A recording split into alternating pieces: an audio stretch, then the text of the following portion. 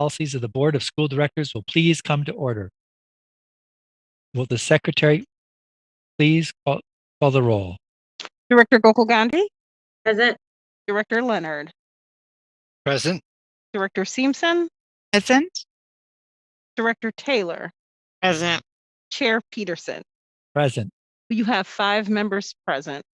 Before we begin tonight's meeting, as the Pledge of Allegiance was already recited at the meeting immediately preceding this one, we'll move directly into our order of business.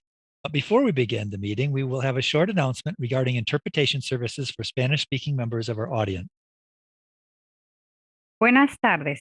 Esta junta escolar se transmitirá en español para aquellas personas que lo necesiten. Para escuchar esta junta escolar en español, por favor marque el número 312-626-6799. Repito, marque el número 312-626-6799 y ponga el número de identificación o código para esta reunión, que es 608-130-5362. Repito, ponga el número de identificación o código de reunión, que es 608-130-5362. Gracias. Thank you. Gracias. Pursuant to Board Rule 1.06, this meeting is being conducted virtually. Board members may be participating in person from the Central Services Building. In order to allow as much public access and participation as possible, this meeting is being broadcast via live stream on the MPS website and on the MPS YouTube stream, the links to which may be found on the MPS website on broadcast page. We'll now move to our items of business. As stated in the public notice, individuals who wish to speak were required to register in advance.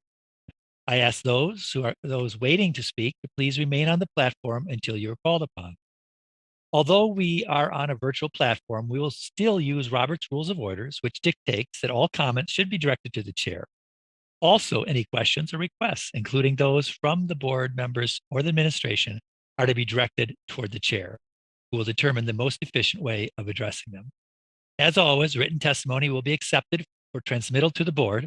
Written comments may be submitted to the board via the Office of Board Governance, P.O. Box 2181, Milwaukee, Wisconsin 53201, or fax to 414-475-8071, or email it to governance@milwaukee.k12.wi.us. Finally, for our listening audience, if you wish to access this evening's agenda, their items or attachments online, you may do so by visiting the Meetings, Agendas, and Minutes page on the MPS website and choose Online Agendas. Now let's begin. Madam Secretary, item 1. Item 1 is action on a request to revise Administrative Policy 7.37, graduation requirements, and approve Administrative Procedure 7.37 on graduation requirements. The recommendation is that the board approve the proposed policy and procedure revisions as outlined in the attachments to this item. The administration, please present the item. Good evening, Chair Peterson and members of the committee. Keith Bosley, Superintendent of Schools. We're asking for your approval of this item to revise the Administrative Policy and Administrative Procedure 7.37 on graduation requirements. This evening, I will ask Dr. John Hill to present this item. Following the presentation, we'll be more than happy to entertain any questions that you may have about this item. Dr. Hill. Good evening, Chair Peterson and members of the committee. I'm John Hill, Director of College and Career Readiness. I will go through a brief presentation highlighting the key revisions to Administrative Policy 7.37, graduation requirements, and the introduction of Administrative Procedure 7.37, graduation requirements. As always, we ground our work in the 5 priorities for success, specifically increased academic achievement and accountability. Overall, the revisions to Administrative Policy 7.37 seek to streamline the policy and make it more user-friendly and more equitable.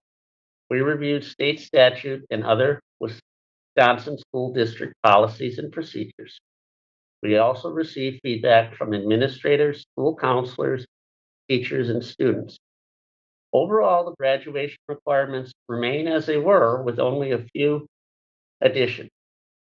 The first major change is that we remove specific courses from the policy, as identifying specific courses at times created barriers for students who transferred in from other districts. In addition, this allows more student choice in deciding the courses they would like to take. This also increases the number of opportunities students have to meet the graduation requirements by increasing the number of courses that may satisfy a particular requirement. Be assured that the Office of Academics will continue to work with our schools to ensure the core courses offered build a solid academic foundation for students and are the courses that colleges and universities recommend.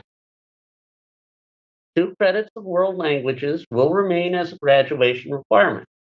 We added a waiver for students who are taking English as a second language courses in high school.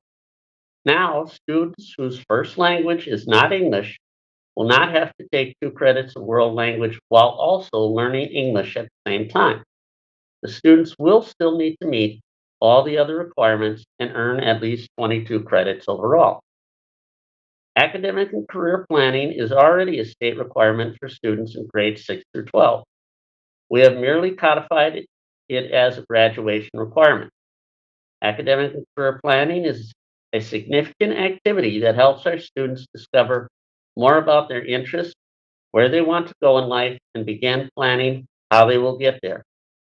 Not to place additional barriers on students who join MPS a little later in high school, the requirement begins when they enter high school, so students are not going to have to go back and complete work from when they were not enrolled. Taking a big step forward, we have added the free application for federal student aid, or Fafsa, as a graduation requirement. With the rising costs of post-secondary education, it is critical for us to prepare our students to access college just as we prepare them academically. Research shows that many students of color and limited income students foreclose on the idea of college early on based on negative messages received in and out of school. This policy ensures that a conversation about FAFSA happens with all students and families in the district. The goal of these educational conversations is for all families to see college as an option, regardless of their financial background. A student attending technical college, private college, or public college needs to complete the FAFSA to access financial aid or last dollar scholarship. While it is important that all students and families see college as an option, many students and families will ultimately not choose the traditional four-year college. The FAFSA is also utilized for many other post-secondary pathways, including technical certificates, cosmetology school, and approved college equivalency programs for students with disabilities. 8 states already have FAFSA completion as a graduation requirement. These states include early adopters, Texas and Illinois, and following them, Louisiana, California, Alabama, Colorado, New Hampshire, and Maryland. Following the recommended best practices, there will be an opportunity for students to be waived from this requirement. As MPS has long held student privacy as priority, we will not be documenting why the student was waived from this requirement, and they will be considered as meeting the requirement. With the support of our many post-secondary partners, such as Boys and Girls Club, Grad Plus, UW People Program, Schuler Scholars, and College Possible, and our local colleges and universities, we have ample capacity to support students in completing the FAFSA. Finally, the procedures that were listed in the policy were moved to the proposed procedure, reducing the overall length of the policy.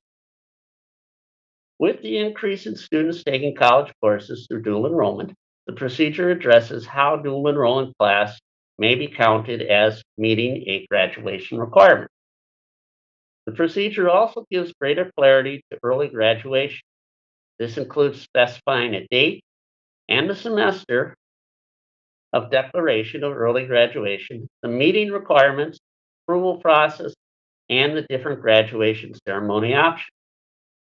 A substantial portion of the procedure addresses the graduation requirements of our different alternative programs in schools, which may vary from the district graduation requirements because these are alternative pathways for our students. The procedure also defines graduation data and the collection of data. Students are assigned a cohort based on when they enter grade 9, not when they graduate. This can be confusing, so we felt having this defined in writing would help bring clarity. Finally, the last section on diplomas for veterans was moved from the policy to our proposed procedure. Nothing has changed with this process other than the location. This concludes our overview of the revisions to Administrative Policy 7.37 graduation requirements and the introduction of Administrative Procedure 7.37 graduation requirements. And we are now ready to answer any questions you may have.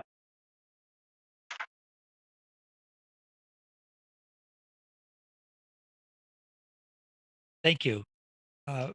Madam Secretary, do we have any public comment on this item?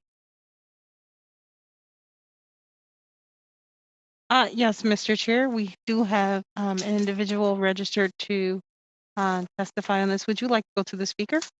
Yeah, is that if there's no objection from the board? Okay, yes, let's go to the speaker first. Okay, great. The speaker that we have on the platform is Vicki Turner. Please state your name, spell your last name, and begin your testimony. Vicki Turner, Turner. Thank you. I am the MQ Program Manager at UW-Milwaukee, and I'm reading the letter submitted by UW-Milwaukee Chancellor Mark Monet.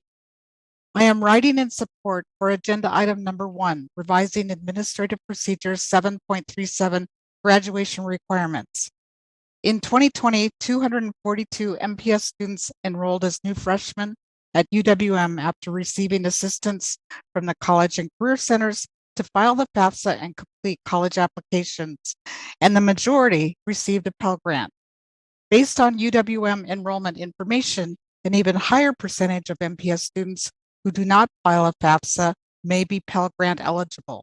Pell Grants are important for retention in post-secondary education. At UWM, the retention rate for Pell eligible students is 20% higher than the retention rate for students who do not apply for financial aid.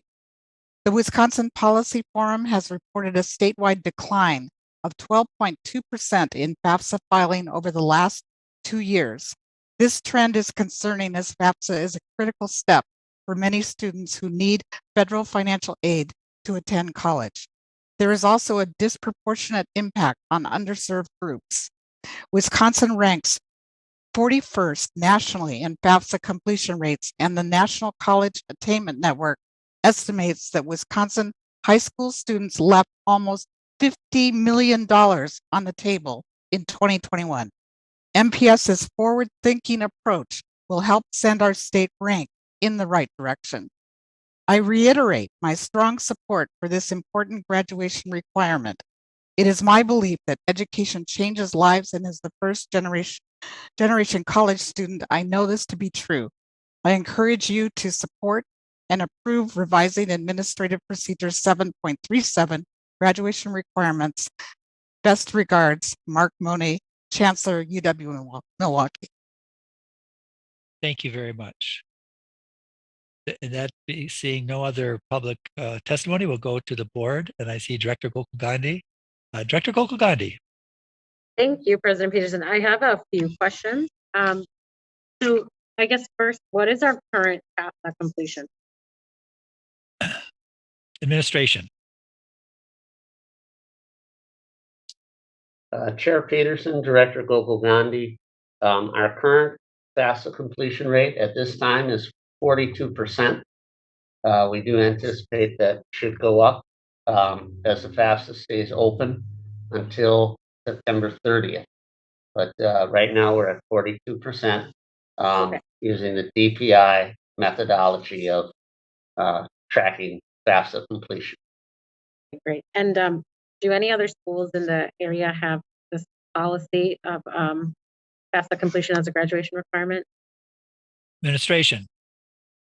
Chair Peterson, Director Gokul Gandhi, no other schools in the area have this in their policy for FAFSA completion.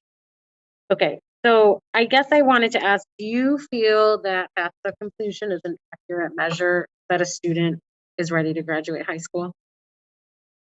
Administration. Chair Peterson, Director Gokul Gandhi, while it may not be a measure of academic completion, it certainly is a responsibility that we take seriously. And we also understand the need to have students prepared as best as possible while they are with us to access as many opportunities as they can. So that is why we're proposing this big step forward, as the other states that I identified earlier have done statewide. And in doing so, they've seen significant increases in their FAFSA completion. We did talk about a waiver for those unique situations for students who would be unable to complete the FAFSA, and that we would, as always with our student privacy, hold that as number one, and would not be tracking the reasons why the FAFSA was not completed. Thank you. Director Gokul Gandhi, follow up.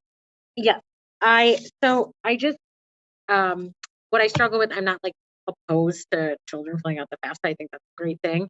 What I am struggling with is that making this a mandatory policy is just like in our current economy, right, with fewer students choosing college and deciding to go in different directions.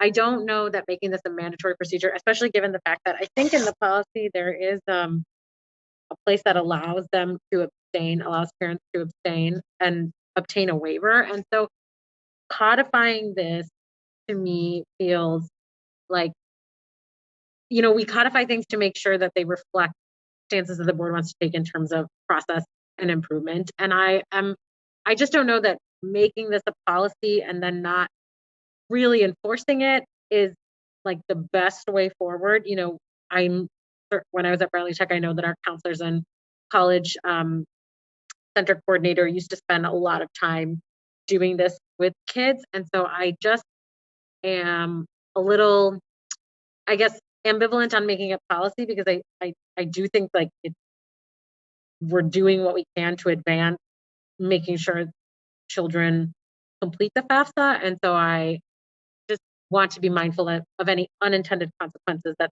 making this codified might have. Administration, would you like to respond? Chair Peterson, Director Gokul Gandhi, I think what we are looking at is really ensuring that all students engage in that conversation and all families engage in that conversation. Right now, it is kind of a voluntary process, and this will elevate it to a required process, that a conversation takes place with the families and or the counselor or the college and career center person. And if there is a legitimate reason that the FAFSA cannot be completed, then we have that process in place. But it is really about ensuring all students and all families engage in that conversation. Wisconsin ranks 41st in the nation in terms of FAFSA completion.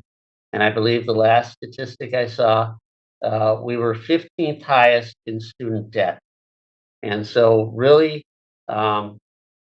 this is a step towards ensuring that our students are best prepared to access that post-secondary opportunity that they might not even be looking at without that conversation and without kind of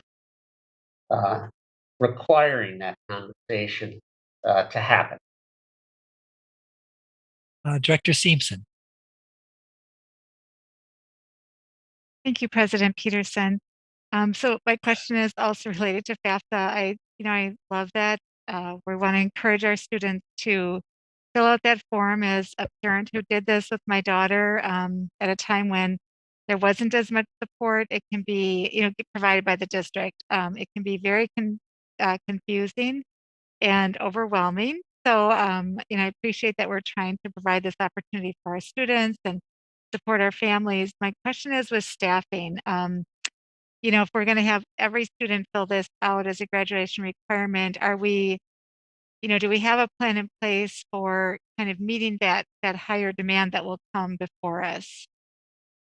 Administration. Chair Peterson, Director Simpson, we do have the capacity. We are more than confident that we will be able to support all of these students. Because in addition to our excellent school counselors and our wonderful CACC advisors, we have our partners who have all shown over the last several years they are more than willing to come when called to provide support. And that includes our local colleges, UWM, MATC, Marquette, and all of the different college access programs that we have also provide support to those students in their program. We have worked with the Wisconsin initiative around FAFSA completion, hosting FAFSA completion nights, where quite honestly, not only have we helped MPS students, but we have helped non-MPS students who have attended those evening events at our site. So we would not be here if we didn't believe that we could have the capacity to help our students be successful with this. Thank you. Any follow-up? Okay, Director Taylor. Thank you, Chair Peterson. Director Simpson kind of alluded to my question and comment was about the staffing and us having enough people to overtake it as well too. I'm glad that we have a way on there if they do not want to fill it out, that this would not be used as a barrier against them. I often think even when dealing with our students, we don't want to make it to where we create more barriers for them to graduate. So I'm happy to see that. And then also, if we're saying we do have enough staff to do it, are we then dependent on the counselors within the school to do it? Or is there going to be a staff that is appropriated for this? Because even those counselors are saying they have more students and babies than they have time to actually meet with them. Administration. Chair Peterson, Director Taylor. So our counselors, it is one of the things they work on with the students. But in addition to our counselors, we have our 20 college and career centers located in our schools, and they are staffed by 15 individuals who, quite honestly, this is a big portion of their work: college applications, FAFSA applications, job applications, internship and apprenticeship applications. So those 15 individuals not only service our 21 traditional schools, but they also do go to our alternative schools, even though it's not necessarily a requirement for them. They do support those students as well. So again, we are confident that we can meet the demands of this task. Okay. I would like to pass the gavel to Director Leonard. So noted. Thank you.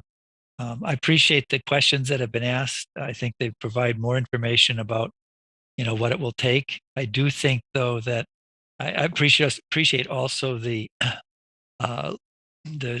presenter from UWM, the fact that retention rates are 20% higher for the students who have filled out the FAFSA is something that's impressive. I mean, we know that it's one thing to get into college, it's quite another thing to graduate from college. And that is an interesting and I think powerful statistic.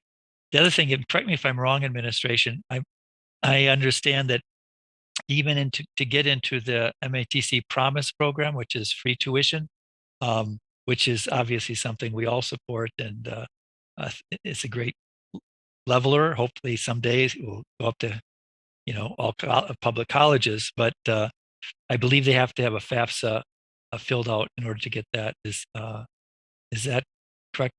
Oh, I should. If they, I'll be quiet. Director Leonard should ask administration. Administration.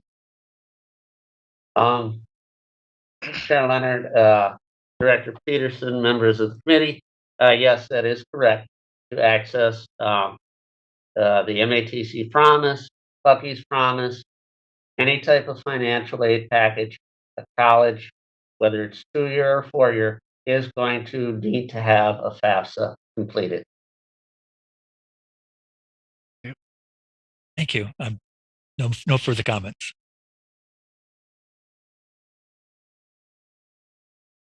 Director Leonard, would you like to pass the gavel back to me? I'm passing the gavel back to you. So noted. Sorry. It's okay.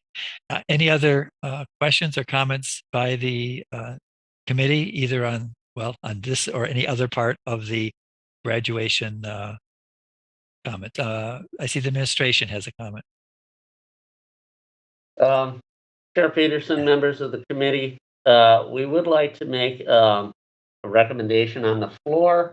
I don't know if I suggest it, and then it has to be done by a committee member. Okay. In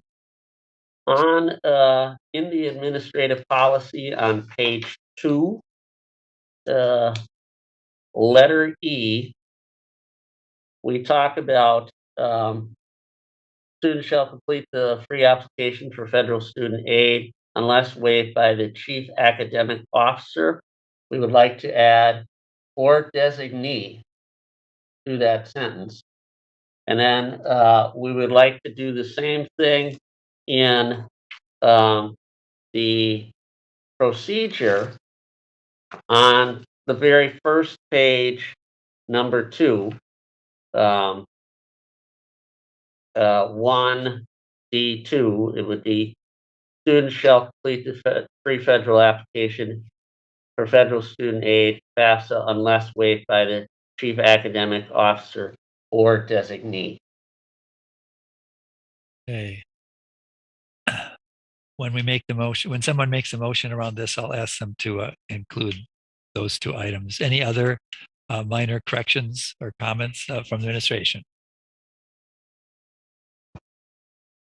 No. Okay. I'll take Director Taylor. Thank you. Just after that, I guess for clarity, how will the information be informed or told to the students and families about the waiver? Administration. Chair Peterson, Director Taylor, members of the committee, thank you for that question. We would inform students and families, as we do with all of our other graduation requirements. The one thing about the FAFSA is it is only seniors that can complete the FAFSA. So that really narrows down our audience. So we will make sure we are in direct communication with them in our grade level meetings, their meetings with the school counselors and the college and career staff. And moving forward, we would include that in our 11th grade discussions, our discussions with our 11th grade students. Thank you. Any other comments? Yes.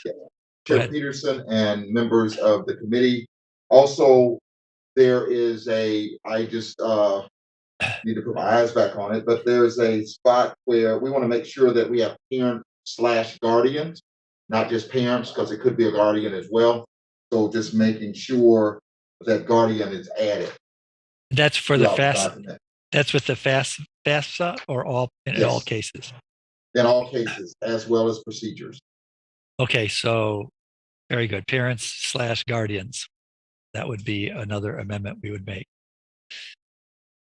Any other comments?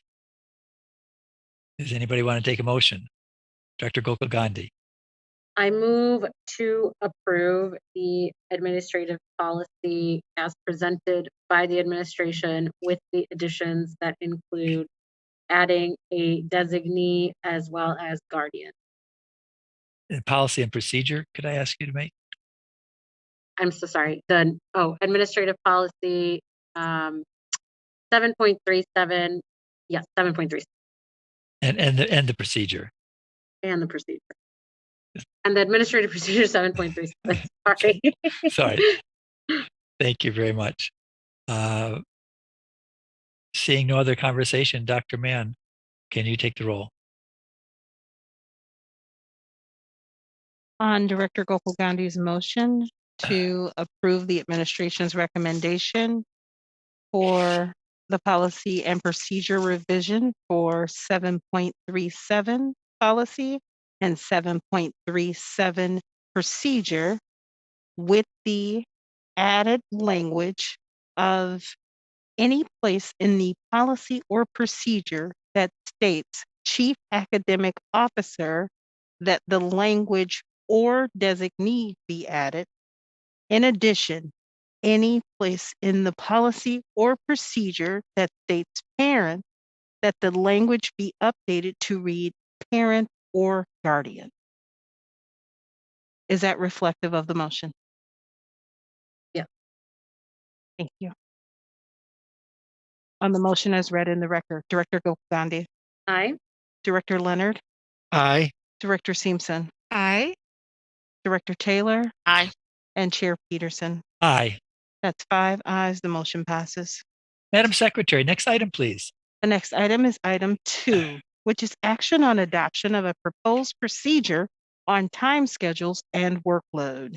The recommendation is that the board approve the attached administrative procedure 6.27. Will the administration please present this item? Chair Peterson and members of the committee, we're requesting your approval of this item related to procedures on time schedules and workloads.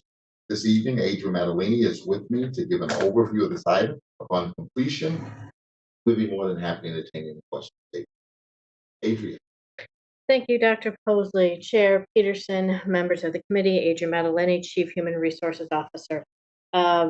At the board meeting on January 27th of 2022, there was a communication from the Milwaukee Teachers Education Association regarding a proposed policy for teachers' time schedule and workload. At that meeting, the board referred that to the administration for follow-up.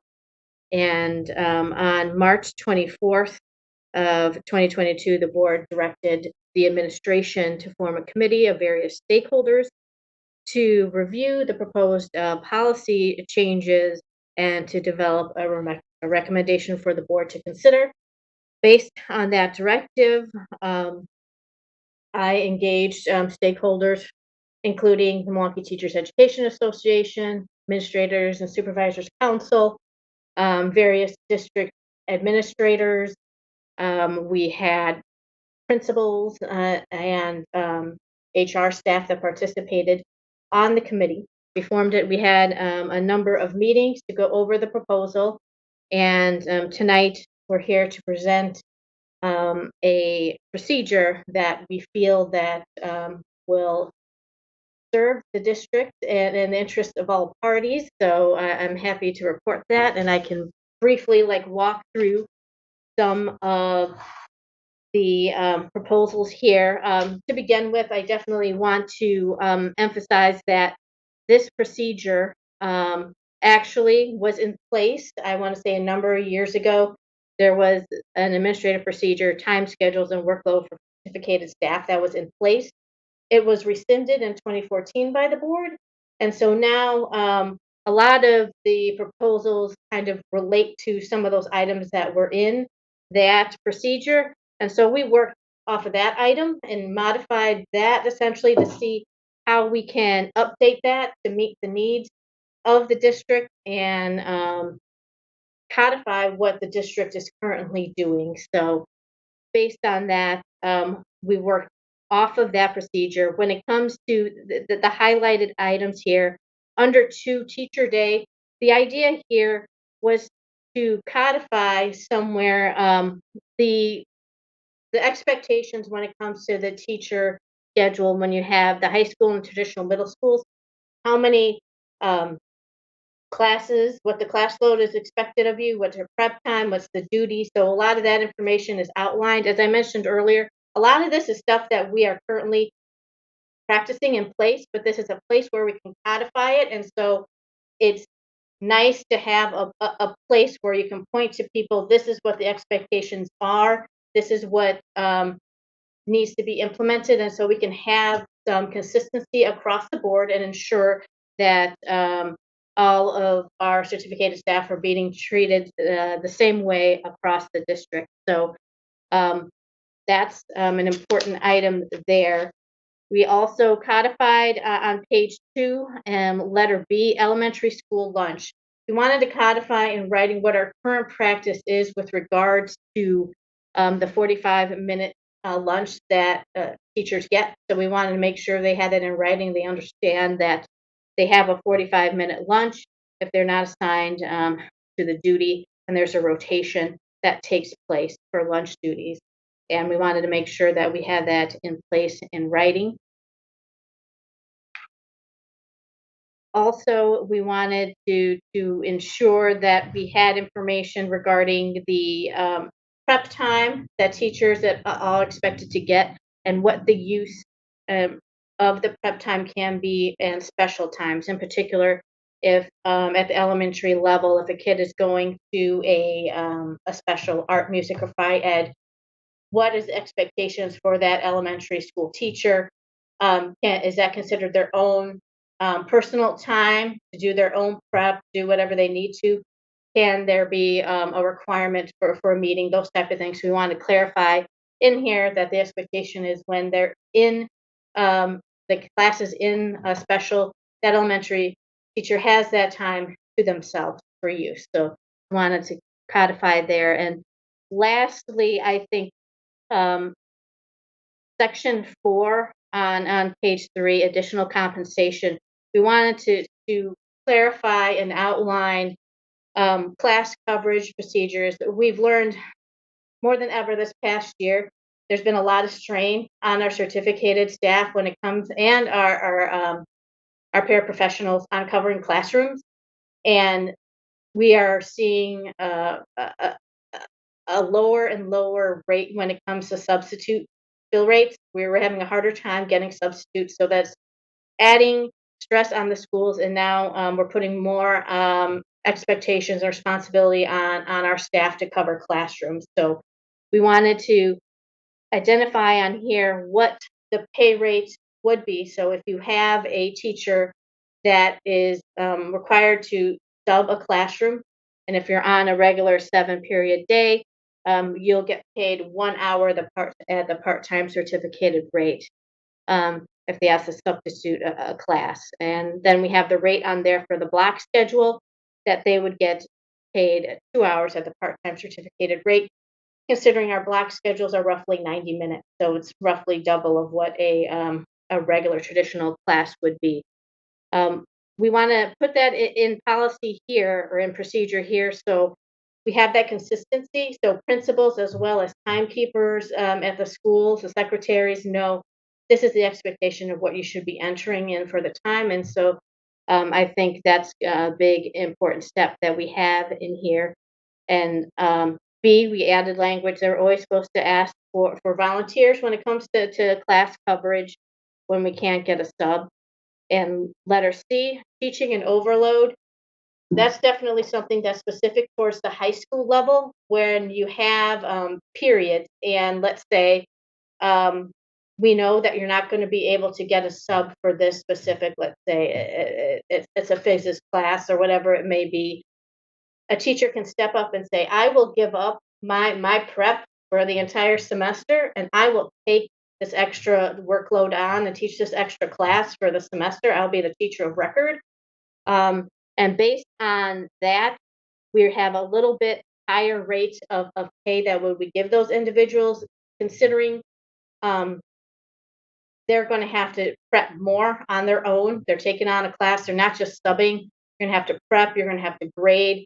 You are the teacher of record. So acknowledging that, we would increase that rate for the teaching and overload.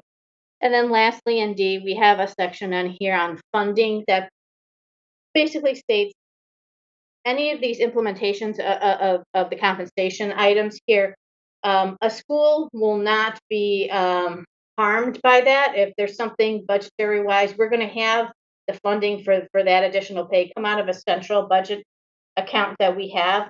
In particular, we're highlighting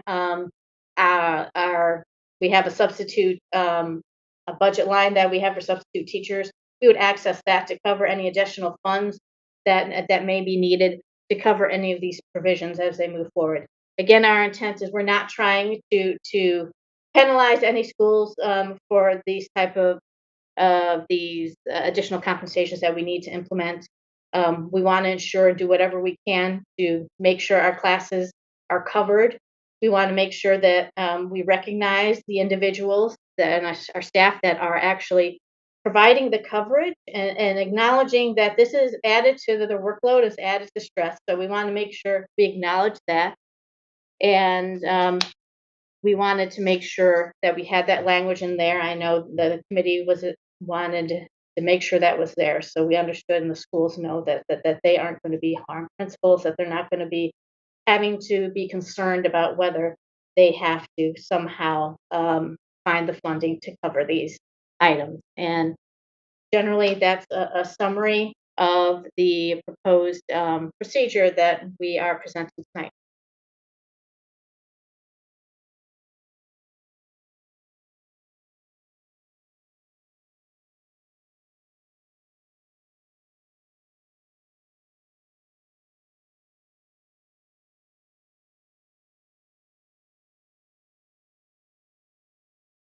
Mr. Chair?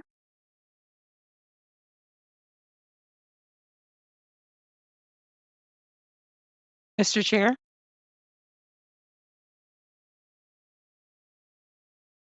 Are you Yes, able? I'm sorry. Okay, just wanted to be sure the administration's presentation is complete. And is it complete? Yes. Okay. And how about public comment? We have no request for public testimony on this item. Okay, then we'll go directly to Director Taylor and after that, Director Leonard. Director Taylor. Thank you, Chair Peterson. I remember when we talked about it before, I know there was a difference, but we were also looking into the classified staffing and them covering classrooms. Is there going to be an update of when we're going to receive that information as well? Administration.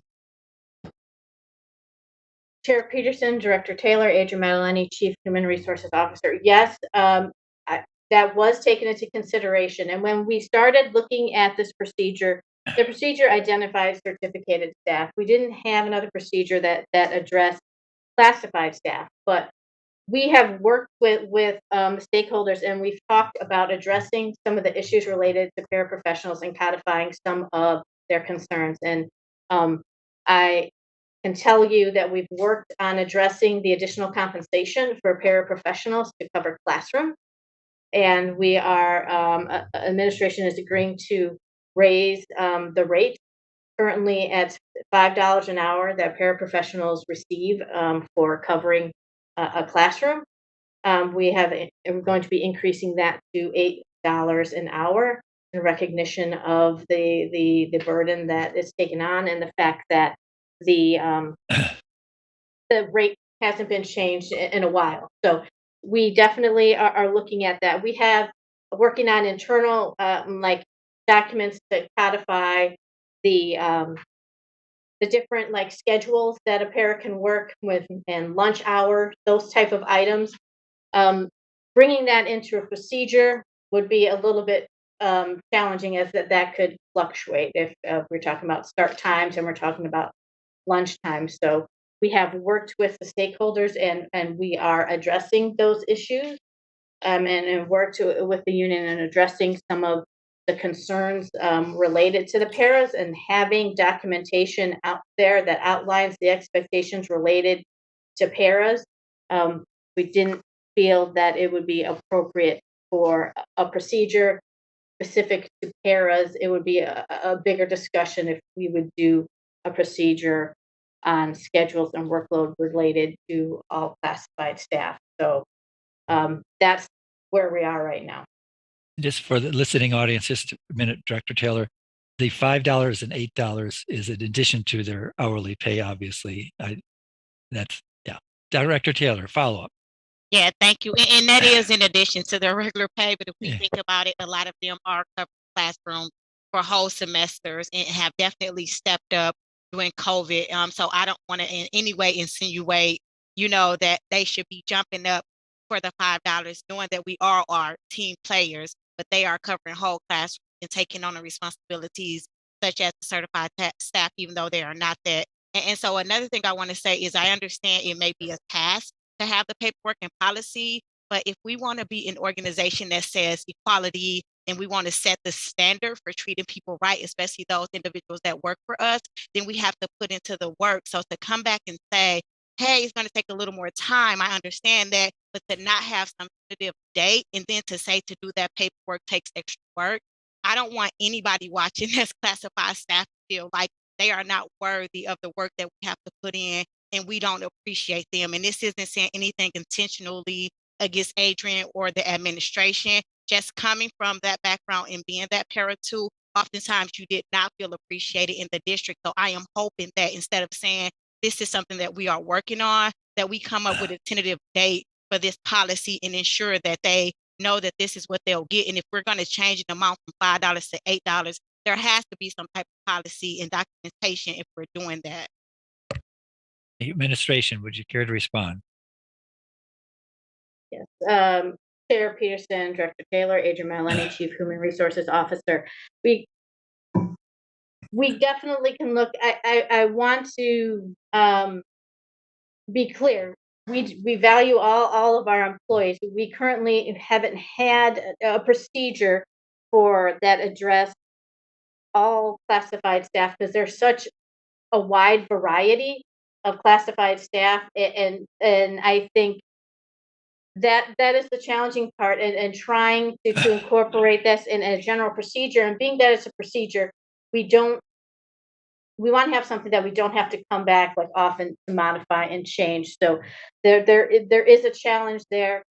We can go back, we can look and try, and we'll have to expand working with stakeholders when it comes to other classified staff. There are like I said, a lot of different employee groups, a lot of job classifications that fall under the classified umbrella, that to develop a procedure that has some meat and substance to it will take time, and we can talk about coming something at a date that is we deem important. We can definitely find a date that seems reasonable.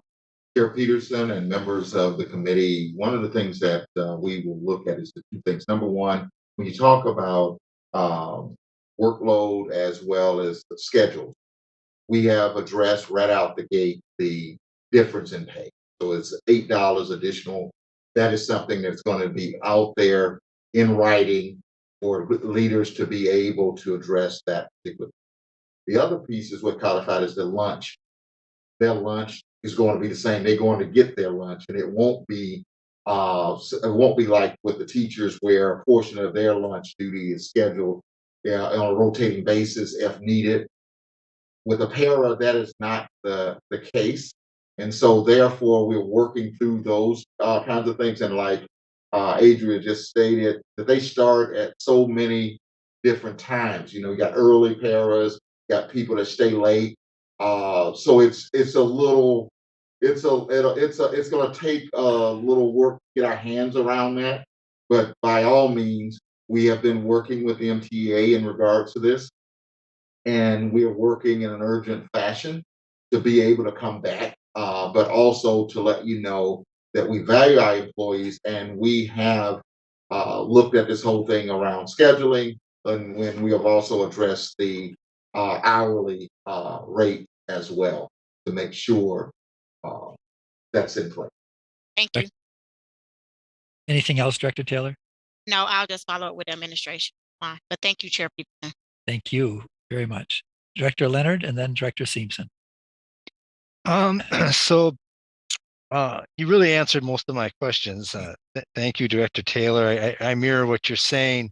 I do want to ask from the stakeholders, what was their reaction when they saw the $3 pay raise? Because I've been working with a lot of our paras, and I just, there's a load of complaints, and I want to make sure that this is addressed in public. So what was their reaction? I'm not being ungrateful. I'm glad it's a $3 increase per hour, but some of them told me they were ready to pretty much call it quits and find something else to do. And I want to make sure that we really look at this very seriously and look at it very critically. So just out of curiosity, what was their response? Sorry. Administration. Chair Peterson, Director Leonard, members of the committee, Adrian Madeline, Chief Human Resources Officer. They saw that as significant improvement. They appreciated that. I'll be honest with you. I mean, absolutely, everyone thinks we believe and would like to give people more. I think, and people are doing a lot, and we understand the paras are doing a lot and had to cover, a lot and shoulder a lot of the burden when it comes to covering the classrooms. I think we acknowledge that this is a step in the right direction. We have committed to with the union and the paras that we're going to visit that rate of pay on a more regular basis. I think part of the problem is that rate of pay sat for such a long time and wasn't improved. And I think we have to look at it more holistically, because we also look at the paras and adding the additional $8, and then we got to look at also the rate when it comes to teachers and the part-time certificated rate. I think there's a bigger picture. We have to look at that as well, and that and making sure that those align, and that number has to be addressed as well. So I'm happy to say yes, that they were accepting of that, and we have committed to continue to monitor that and make sure that we continue that dialogue and that discussion with our paras as we move forward, and we don't lose sight of it. Thank you. Any follow-up, Dr. Leonard? No, not really. Thank you. Appreciate that response. Dr. Simpson. Thank you, President Peterson. Yes, I look forward to hearing some updates on our paraprofessionals. They have shown always, but especially during this pandemic, the significant role in carrying our district and our schools and our students forward. So looking forward to those updates. But I would like to move that we approve Administrative Procedure 6.27 as presented by administration this evening. I think that it really will help to clear up a lot of the confusions that have occurred over time with related to just so many things. So I think having it in writing and procedure that everybody can refer to is valuable. So I would just like to move approval of that. Is there any further discussion on the part of the committee? Seeing none, Madam Secretary, please call the roll. On Director Simpson's motion to approve the administration's recommendation relative to adoption of a proposed procedure on time schedules and workload. Director Gokul Gandhi. Aye. Director Leonard. Aye. Director Simpson. Aye. Director Taylor. Aye. And Chair Peterson. Aye. That's 5 ayes. The motion passes. Madam Secretary, next item, please. The next item is item number 3.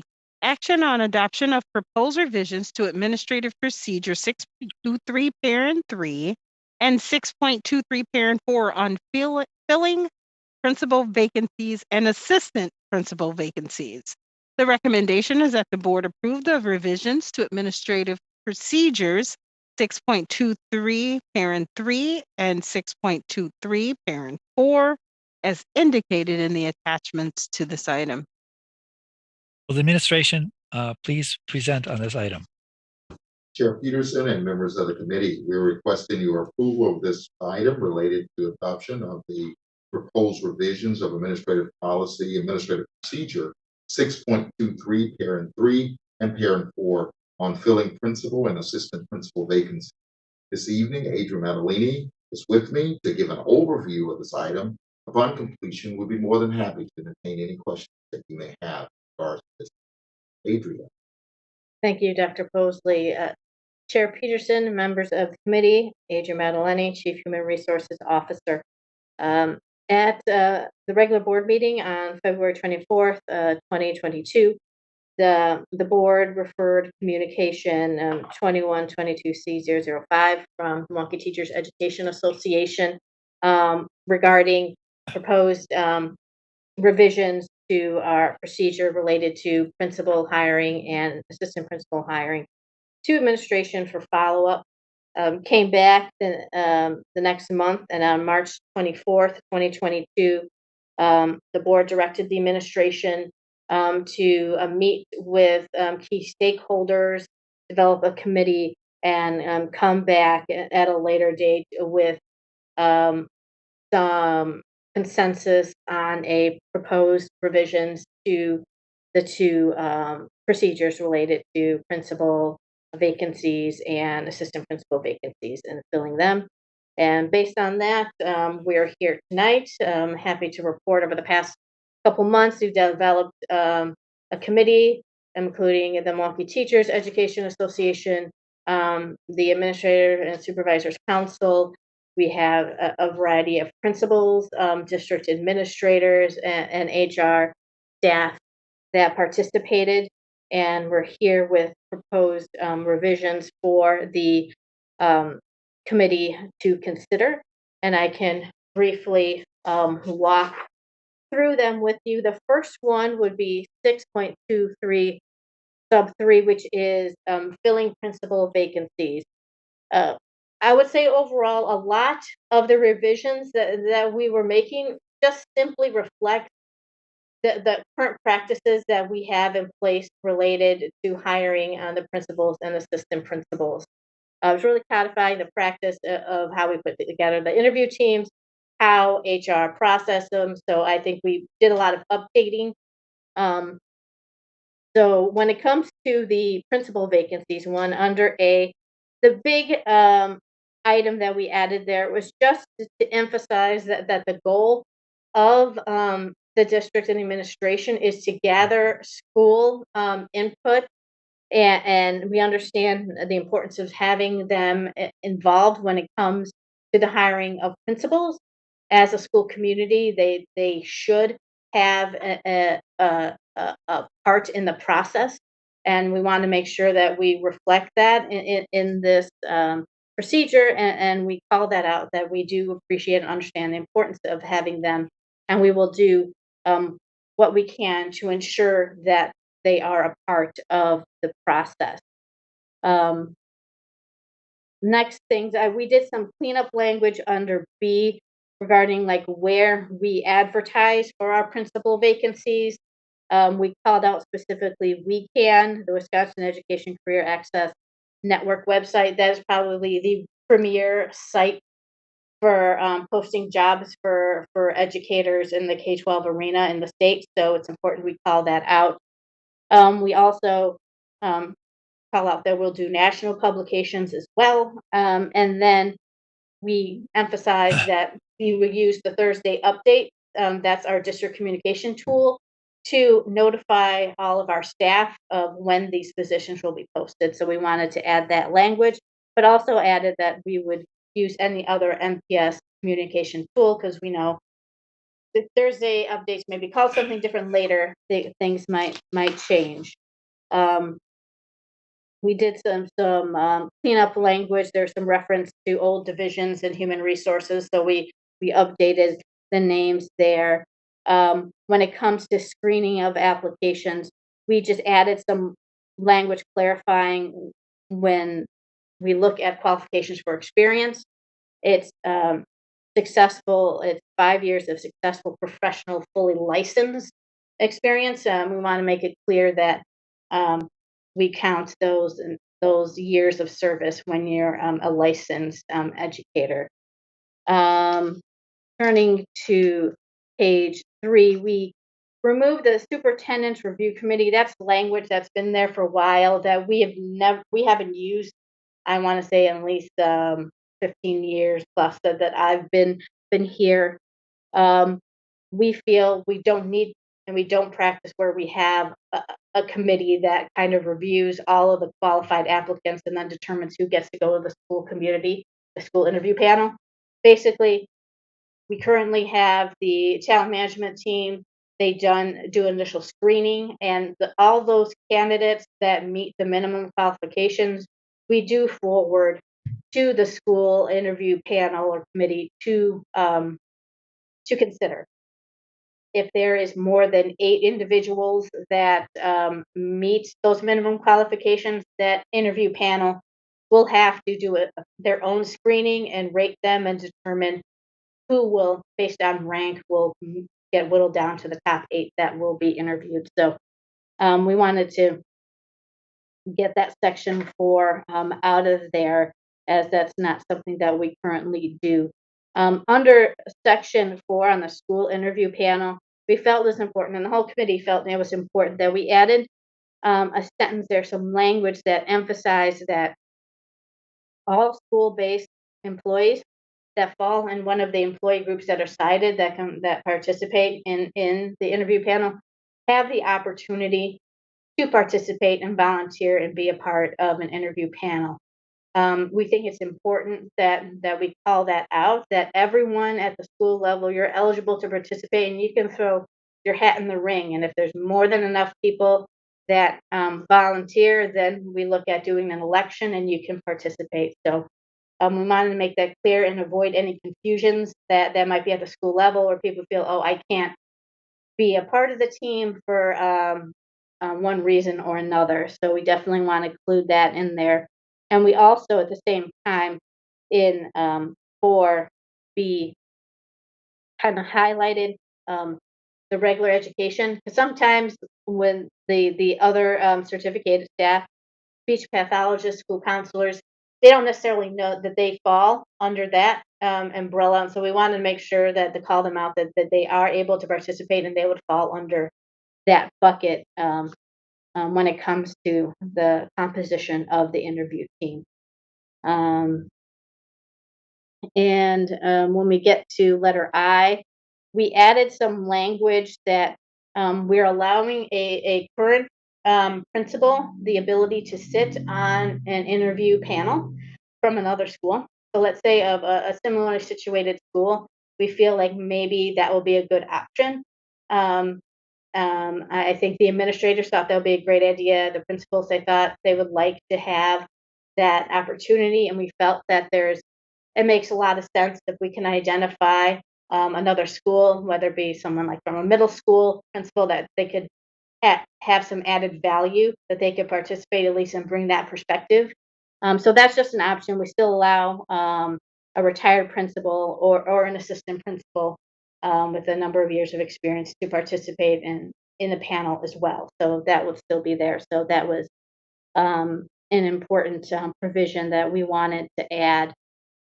And then I would say a lot of discussions that we had talked about the process after the school interview panel does the interviews, what happens next. And so we added some language because the committee felt it was important that the school interview team, that committee, they provide their top 3 choices directly to the superintendent, along with the rationale or anything else they feel like is important as to why these individuals are the top choices. Currently, They provide the strengths and weaknesses, and we have that in here as well that they provide. But we just wanted to ensure all that information goes to the superintendent, so he sees that after the school interview panel. He has that information, and then based on his review of everything, he can determine the next steps. He can have a second round interview take place, and he can designate a regional superintendent or whoever to run that process, and then bring back 2 of the finalists for him to then interview on his own. So we wanted to make sure that all that information goes to the superintendent so they can make the most educated decision as to how they want to proceed, whether it be going a second round interview or doing anything different that is outlined here. So that's really the major highlights of the principal hiring procedure. I'll move on quickly to the Administrative Procedure 6.23 sub 4 for filling the assistant principal vacancies. This procedure is a little bit smaller, so we didn't make as many changes on here, but there are a few that I think it's important to call out. In section A, we added a number 3 that gives the opportunity, like when there's an assistant principal vacancy is declared, the Office of School Administration will have a discussion with the principal to talk about, okay, what are the qualities, what are they looking for, what are we getting at when it comes to the assistant principals. Committee felt it's important that the principals had a little discussion, make sure we codify that those discussions are taking place, so that the principal can really kind of give their feedback at the beginning as to what they're saying, what the needs are, what's critical for the AP vacancy that they currently have in place. When it comes to let's clean up language with regards to where we're posting the vacancies, specifically calling out the weekend and calling out the Thursday update for when we're going to post any of the vacancies. That's on page 1. On page 2, I'll say the biggest change on there would be under F, the final selection process. We added, which is currently the process that happens now, that after the interviews have been conducted, the panel will recommend 3 candidates to the principal, but also the regional superintendent for consideration and for follow-up. So we just added that regional superintendent, so we have it there and codified that that's the procedure.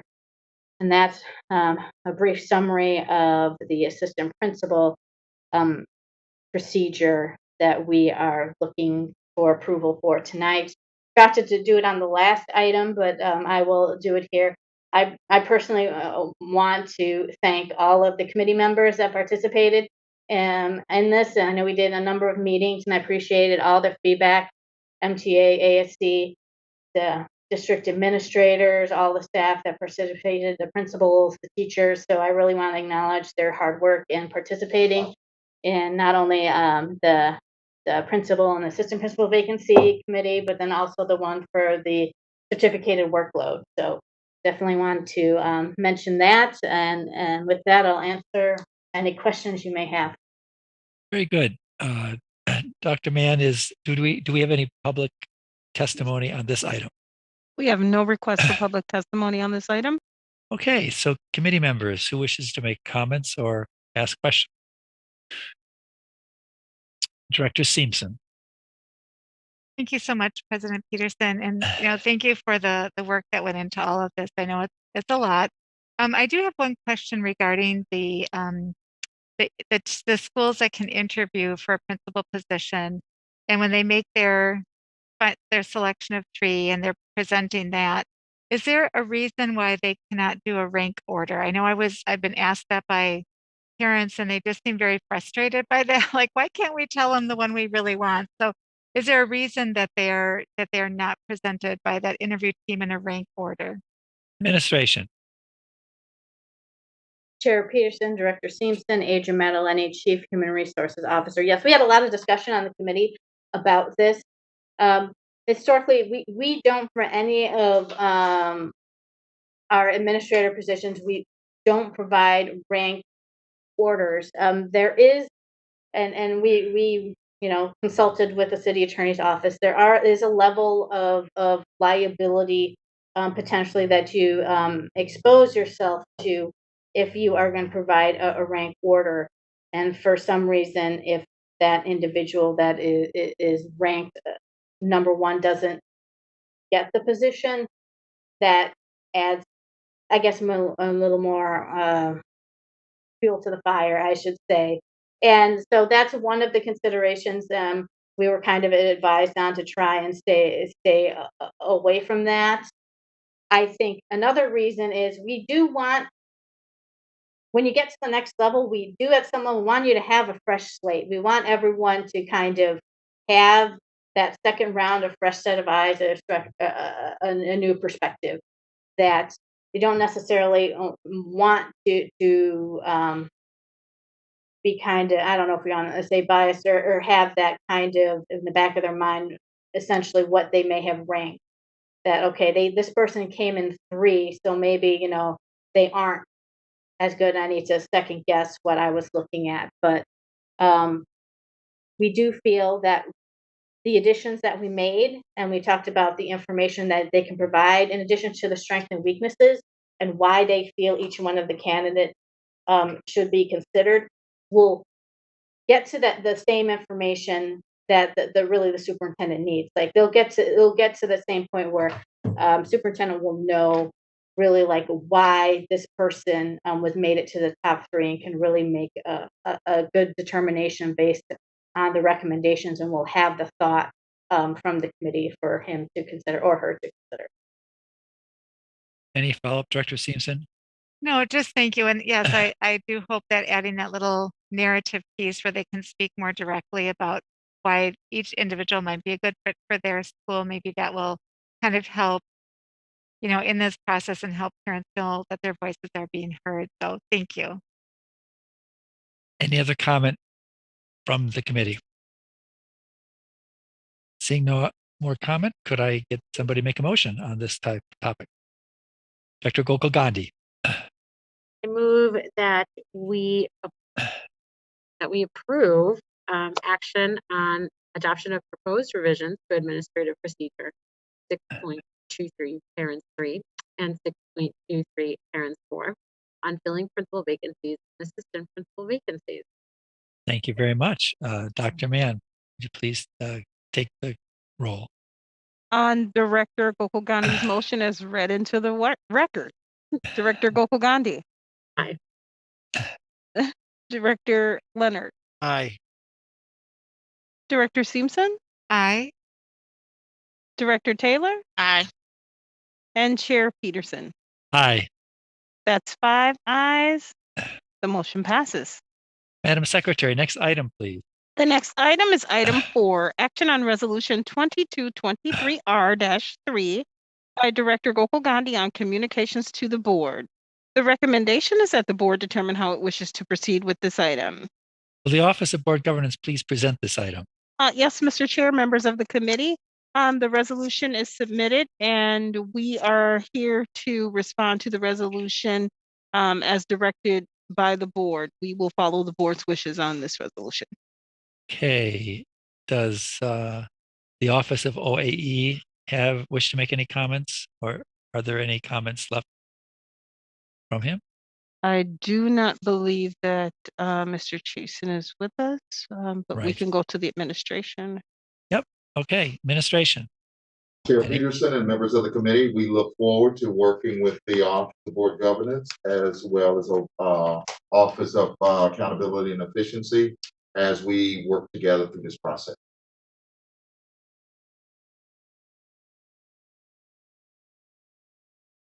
Director Gokul Gandhi, would you like to talk to us about this resolution?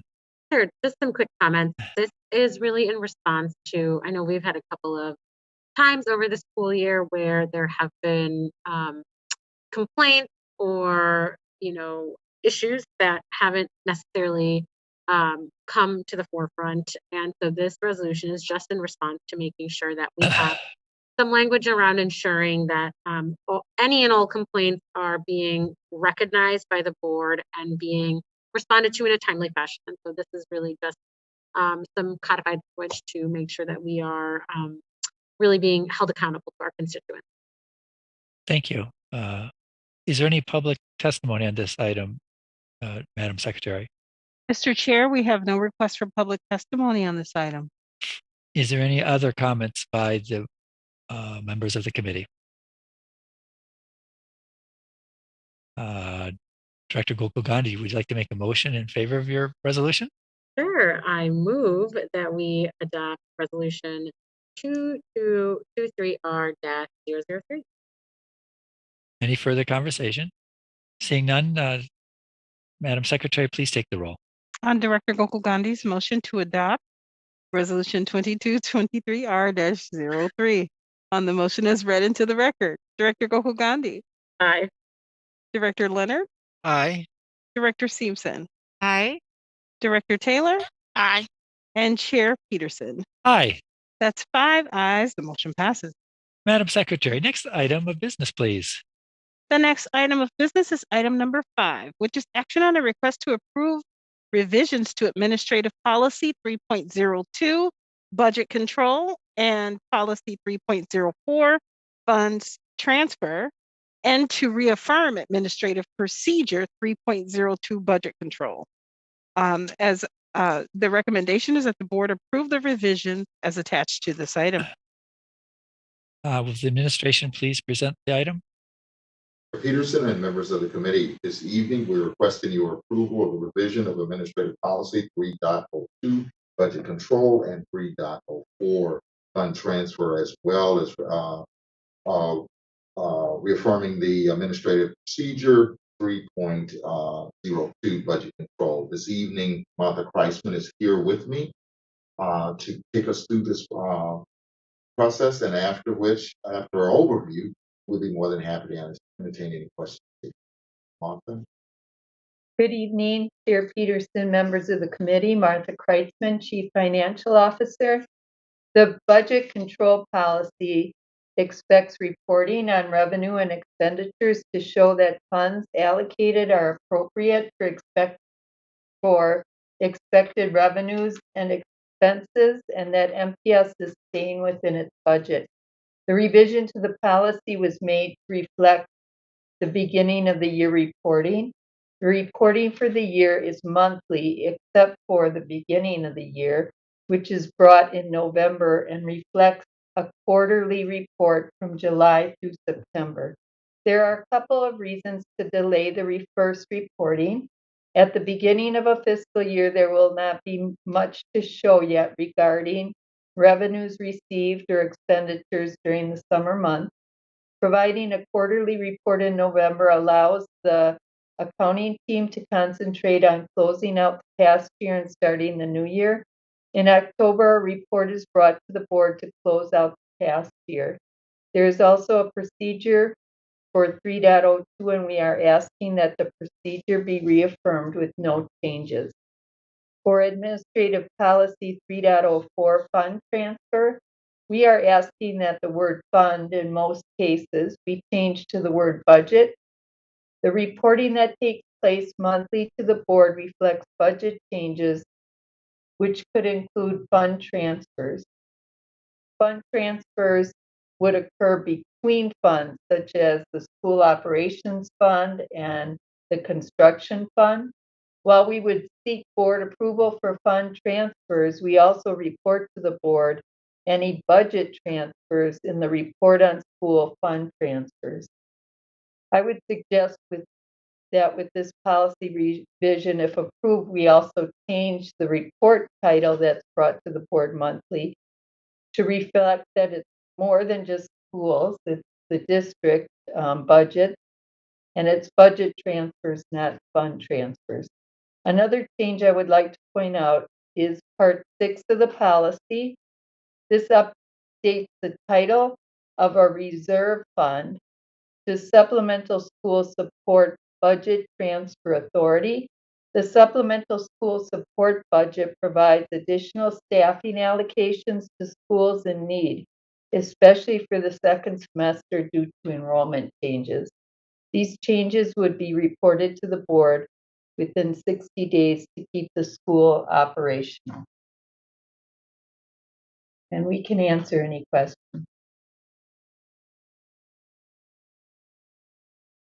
Thank you very much. Dr. Mann, are there any public comments on these matters? Mr. Chair, we have no request for public testimony on this item. Okay, do committee members wish to make comments or ask questions?